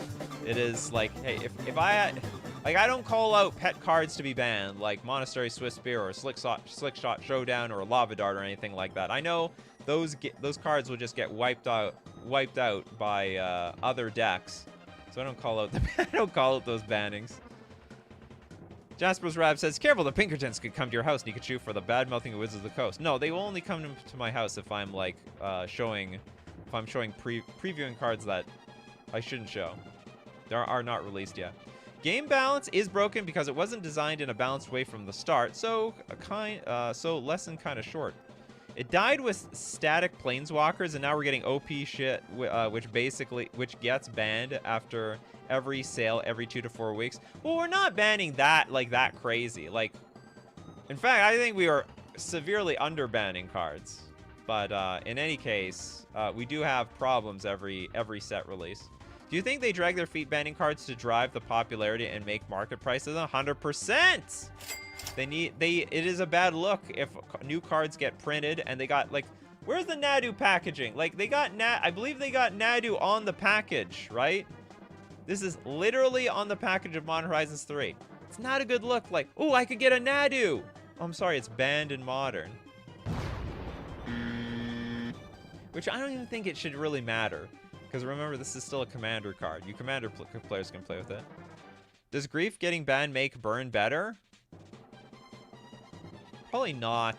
Flage is too strong.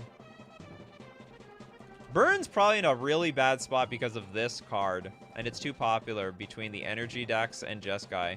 Way too popular. You know, like Burn just has to avoid the good decks, which is like, you know, that's not really realistic. This, unfortunately for Burn players, they are in a really bad spot until, like, you know, it's the same thing with Uro. For as long as Uro is around, I think Uro basically banned Burn for the entire time of Uro's existence, and I think Flage is going to be in the exact same way. Julio, there is a way to train the AI to understand the rules of each format, create a new card, and see what it impacts. I work programming AIs, and it's very easy. I don't think Wizards would agree with you. Why are Wizards such sticklers for cadence for bans and not flexibility at all? Honestly, I don't think Wizards pays attention to the formats. They're not playing these formats. They depend so much on outside opinion to make any moves on these formats. Like, you know, people were frustrated with Grief for over a year. But even beyond a year, like a year and a half. And they're like, nah, we're not going to do anything. And then a year, I don't know, 2 years later, it's like clearly still a pretty big problem overall. Like, it was a massive presence at the Pro Tour Modern Horizons 3. Plus, community sentiment was very low, so they finally banned it. But they're honestly they're just like, okay, suck it up, people, and just play with the cards, which I don't think is a good idea. I wish they would take the cards that are really strong and impossible to interact with, and therefore creates a really toxic, unfun playing experience. I wish they would get rid of them out of the format. You did just preview the banning. I think the Pinkertons are coming. Oh, what's that knock on the door? Is that the Pinkertons? Both Nadu and Hogak were legal for exactly 73 days, apparently. So that's the that's the cutoff time. It's funny. I felt like Hogak got banned really quickly. Nadu felt like it was around for a lot longer. Ogo got emergency banned. Ragavan is like a god-awful playing experience, which it would be more evened out if there were more creatures in the like one-drop creatures to block that damn thing on turn 1. Is Comet banned? Not that I know of. Packs are not worth buying. I buy singles now. I worked at a local game store. Oh, I work in a local game store in Connecticut. I loved busting packs back in 94. Ooh. Or you worked in a local game store. Back in 94, huh? Hey, Josh. What do you think about the bans? I don't know what to think. I'm happy that Grief is gone. That's all I'm going to say. I'm very happy that Grief is gone. In both Legacy and Modern. There should be a Chaos format with no ban list. That's called no ban. Well, that's called Legacy. Sorry, Vintage. It's called Vintage. Basically, no ban list. Does Wizards even care about formats outside of EDH? It's not even clear they care about EDH. I mean, they make formats for EDH, but I'm just talking about paying attention to the bannings, like paying attention to the health of it. I don't think they really care. Like, I don't think the players are playing like Legacy, for example. They don't seem to have a lot of people playing Legacy. They've got like somebody on it. They have somebody employed that plays a little bit of it that can like give opinions. But I think in the grand scheme of things, they are not playing it on the regular. Like, honestly, if you play Modern and you get Grief scammed like once 6 months, like, what do you care? But if you're like that type of player that you want to play Modern every single day, you want to play Legacy every single day, these play patterns suck. Like, you get tired of it super fast. It doesn't take long before you're like, well, this is just not even a game anymore. Suck it up. Worked 10 years ago. Now there's lots of good alternatives in card games. Yeah, that's a problem. Like, I wish Wizards would wake up. Like, there's... On top of that, you know, Modern, like the competitive formats, we're competing with Commander to some extent. If you can't have fun in Modern, you're just going to go to Commander. On top of that, I think it is a very... it should be very scary to Wizards of the Coast that a lot of pro players are playing other games. They're going to Flesh and Blood. They're going to Disney Lorcana. Like, they're trying alternatives. You know, if they can't enjoy the competitive scene with Magic, they're going to other ones. I mean, does that not raise like a gigantic red flag? I think alarm bells should be going off. Like, we should be managing these things like more vigilantly, like super vigilantly. What do you think a band-only format would look like? I think we might have enough cards now. Wait, what do you mean? Oh, a band-only? You mean a no-ban or band-only? I don't know what that means. Did they really legalize uncards in Commander? Did I just hear that? They made some unsets. I mean, I don't know if that's hot news, but they made some unsets. Oh, you know what? I really can't speak on this. I have no idea. I think I heard some rumblings about how they look at silver border cards, like some might be fine, but you'd have to look it up. I don't know exactly. The Big Squig, Eternal formats should probably be run by player committees. You know what? You got that for Pauper. You got that for EDH. You don't really have that for Legacy, but sort of. But for Modern and Pioneer, no. You are under the wrath of Wizards of the Coast because they gotta make that money. All right, they gotta make that. The set was printed for you guys. We need to make that money. The One Ring hasn't soaked enough money for us. Gotta make more money. Jasper Rab, I'm making a legal EDH deck with stickers. Oh god. Day/night, the Monarch dungeons. Oh, basically all the worst. And what, 40 counterspells? Oh my god. Basically all the worst interactions possible.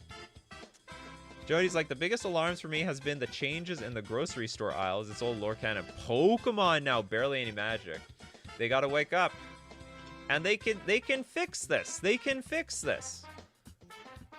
Okay, Willing Mess says, I know that some of this stuff forced me over to only playing the Digimon TCG for a while. Wow. There will be a month or two where silver border cards was EDH legal. There was a month or two? Oh, really? Okay. Did they go back on that? As in only ban. Oh, you mean no ban? Oh, it's like a no ban list. Every so often there is a no ban tournament for formats like Modern, for example, just to see what would happen. And you know, it has some niche popularity, but hasn't been legitimized.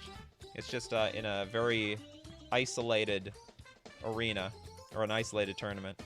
Everything is really about money. It is. Wizards keeps making money. They can keep making those Magicons, which is partially paid for, by the way, by your badge fee. If I recall correctly, they allowed silver borders to help push Unfinity sales. Oh, no. Are you talking about the silver border? But I don't think they were technically legal. Like, silver border cards are not supposed to be technically legal. But I recall that, like, someone on the EDH committee said, like, they're... I don't want to speak out too much about it because I don't know for sure that like some silver border cards might become legal because they're like, okay.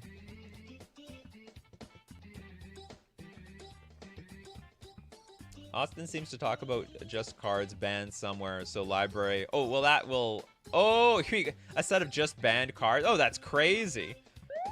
I'd like to see that though. Yeah, if it's on a banned list, it's playable. I don't know if there's enough cards to make a deck. I don't know, maybe if you take an account of all the Commander cards, old, Pioneer, Modern, it'd be such a stupid format though.